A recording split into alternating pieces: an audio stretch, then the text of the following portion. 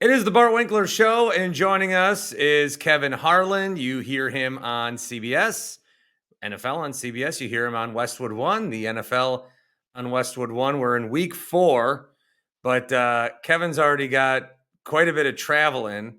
If I have your schedule right, I think you've gone cross country a couple of times. I've got you week 1 at Miami, at San Francisco. I think I got you week 2 at Minnesota, at Philly. Week 3 at Seattle, at Cincy, and Minnesota, Green Bay this weekend. Seattle, Detroit. Is that right? Lot of airline That miles, is, Kevin. yeah, yes. We mainly give them to our kids when we get them. My wife is in charge of the miles, and she disperses them reluctantly, but they do come in handy. And you've got my schedule correct, which is great. We live in the summer and the fall in northern Wisconsin, north of Green Bay by about 80 miles. So this is a drive down on Sunday and then back up here and then fly to Detroit early Monday morning. And I can stay right in the Great Lakes area. So this has been the easiest weekend so far for me. So you're nice to keep track of the schedule. And I am looking forward to this weekend with not a lot of air miles. Well, I wanted to do some digging because I wanted to know what games you get to see, Right. especially on Sundays where you're focused on the one game. Well, we're all trying to watch them, whether it's that game that you're calling is our team, or we get a little bit of you in the red zone. And you've had, especially on the Mondays, you've had some really interesting games that you've seen. Is there anything that jumps out as maybe like the most surprising thing you've seen through 3 weeks, whether it's Atlanta's comeback or, I mean, Jaden Daniels was great to see that in person. Minnesota, you've seen. What's like jumped out at you as something that's really been a surprise for you through 3 weeks? I'd say the fact that both Seattle and Minnesota are unbeaten. I'm going to see Seattle on Monday. Saw them last week against Miami. We've seen the Vikings once against the 49ers, beat Brock Purdy and them in the Twin Cities. We're going to see the Vikings again this weekend at Lambeau. So I've seen two undefeated teams, and I've seen these quarterbacking performances that have stood out in a beginning part of the season, Bart, that have been a little underwhelming. The quarterback play around the league has been a little underwhelming, except for Sam Darnold. And I guess now you throw Jaden Daniels in there too, the Washington quarterback. He looked great. You know, it's interesting to see the faces of these quarterbacks, their body language and their demeanor during games. The one thing I've taken, and I've had the wonderful opportunity to work with three great quarterbacks here in the last 10 years. Rich Gannon at CBS for 7 years.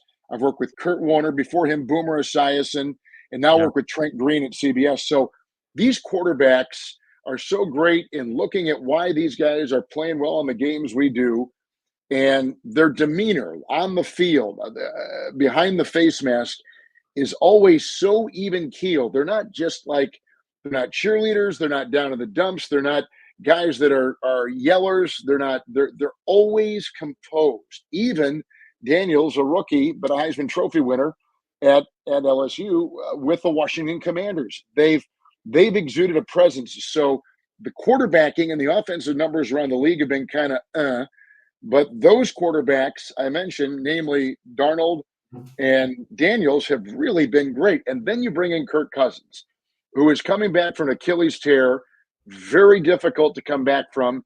He's done it in lightning quick time, like Rodgers has with the Jets, and has looked better each week. Now, they lost another game, Atlanta did, to Kansas City, in a game they probably should have won. There was a very questionable call late in the game. But the point is that Kirk Cousins is, I think, everything that team needs right now. He was very impressive in Philadelphia, and he did not blink. He just moved him downfield against that Philly defense, and bang, he goes into the end zone with a nice touchdown pass, worked his way upfield. He had a lot of those same qualities against the Chiefs and their terrific defense. But I guess those are some of the trends I've noticed so far. The quarterbacking has kind of been flat, but guys maybe you wouldn't put in the elite have really done a nice job to begin their seasons. Kevin Harlan's got 2 games this weekend on CBS, and he's joining us now on the Bart Winkler Show. CBS will be Minnesota at Green Bay, and then the Westwood One game on Monday, Seattle at Detroit. Now, most of those teams, I don't think you've seen Detroit yet this year, but you do the No, preseason for Green Bay. You've seen Minnesota. You've seen Seattle. Does it help you when you've seen a team already once? Does that do you think it enhances the broadcast, or do you like seeing a variety of teams throughout the season? What do you think is better for you, and then maybe better for the audience? If there's even something that you provide that the audience, might even notice as they're on their couch eating their chips and having their beer. right, right. That's a good question, Bart. I don't know. Right now, the way that all the networks are positioned, the time to sit there and delve into an issue or whatever when you're trying to get the play in with efficiency and then give a lot of space for your analyst to say why it did or did not work, and then all the replays and then all the graphics and all these things. Sometimes all it is you lead maybe your analyst after a meager gain of say 2 yards.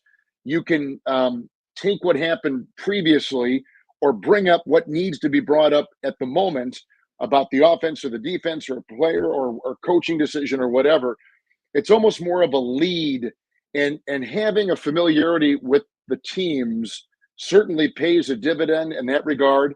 But a lot of times, the biggest dividend for a play-by-play guy is just having seen their offensive formations, who's starting on defense, knowing the personnel, knowing how they put in their sub packages, knowing who their third receiver or maybe their extra tight end is going to be, when and when they don't put in a fullback.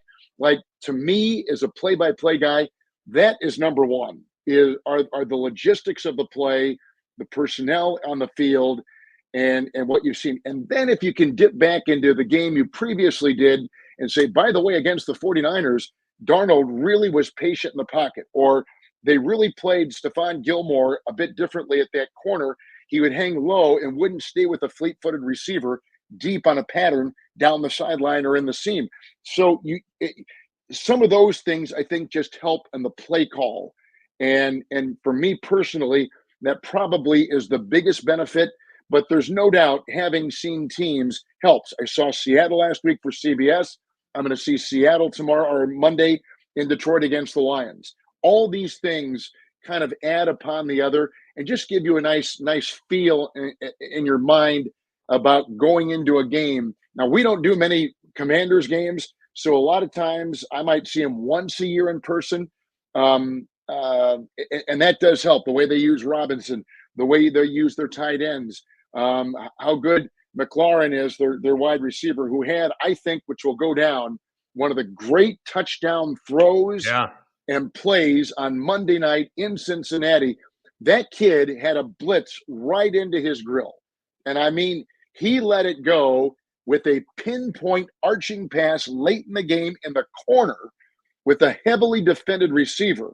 And it was the only place he could have put it. It was like a preseason drill or a practice drill when you throw into a trash can in the corner with no rush and you're just kind of arching these passes up with touch and working the wind and everything else. Well, it was a winless night in Cincinnati, but the way that defender came off the edge and the way he got through that, I mean, that's been the single most remarkable play that I've seen all season. And I don't know that we'll see much better than that. And it was turned in by a rookie with one of the more underrated receivers in the league.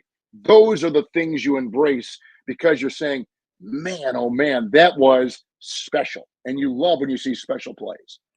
Kevin Harlan joining us here on the show.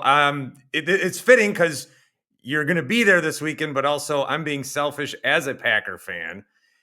When you're calling the preseason, the team is a little different, especially because you never got to see Malik Willis. Now we'll see if he's the quarterback or if Jordan Love's able to come back. But you are there every week in the preseason with the team, seeing what goes on. We know Matt LaFleur. I think the collective NFL fan base thinks, oh, Matt LaFleur is a good coach.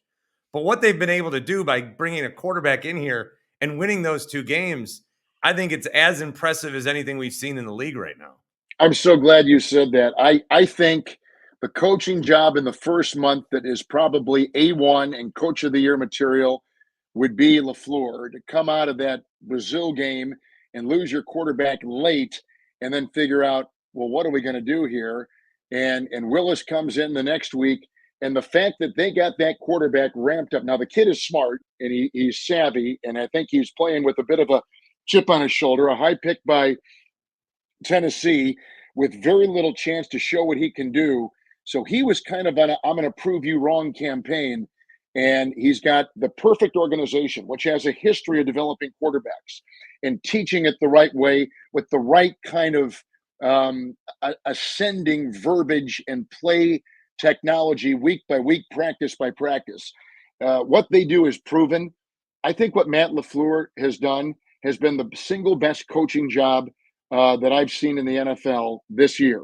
And then I think the second best job, maybe Brian Flores, with what he's done again, with continuing the story with the defense, with the Vikings, how he has just really dialed up great plays. Their offense has been good and okay. It's that defense which is driving it. And by the way, the Packer defense is kind of in that same conversation, the way that Jeff Hafley has taken as a defensive coordinator back in the league after being the head coach of BC, how he's come in and taken the defense, made it a 4-3, reorganized, rejiggered things, and then they get McKinney in the backfield, who has just done an incredible job with communication and organizing per play.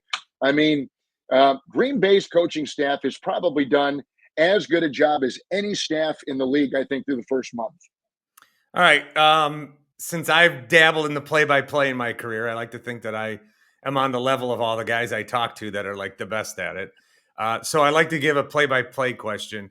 Is there so it's football and you have to see what's going on. So you're higher in the booth. Basketball, you're like courtside with fans around you trying to get on TV behind you. Is there one of those settings? Are you more comfortable like from a perch with a little more room? Or do you like kind of being like squished in there, but like right on the floor? Where's Kevin Harlan more comfortable in that setting? Well, I wish we had more space on the floor in the NBA and in college basketball, but it is what it is. And so you kind of change and alter what you do and how you put your boards in front of you, your information, your notepads. So that becomes different. In an NFL press box, we've got a nice amount of space. And that does help that things are easily within sight and reach. I do enjoy that. Not to get too much in the weeds here, but it's all about pace and delivery and cadence and tempo and rhythm with it. And if you don't know your players, you're always going to be lost and hesitant. And it sounds like your car is going down a road in a residential area and there's speed bump after speed bump every 50 yards. And you can never get like a constant speed.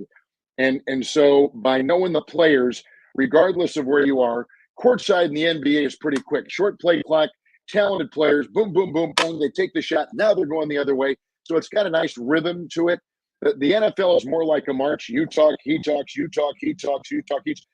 And so being up high with so many different parts and not being able to see faces and body language as much, all the players look the same from where we are. So there's a lot of glancing at the monitor, but a lot of times on long passes, you can't. You got to look up and locate the ball and find out what the pairing is downfield in terms of offense and defense. There's so many little things that are different about the NFL, but I start slowly, and I find this is just me because I'm not very smart and I'm constantly trying to tweak and evolve. But if I start a game slowly as a broad personally, if I start it slowly and slow down the game as much as I can in my mind, that will then set my pace and my speed for the rest of the game.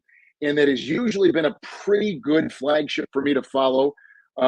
And I find that when I don't do that, and if it's helter-skelter and bang, bang early on, I've got to stop, take the headset off during a commercial break and say, slow the F down. Make sure that hit your brakes, restart the car, and get back in, because sometimes you can't dictate as much as you'd like to because the game on the field or the court is going a million miles an hour and is scattered.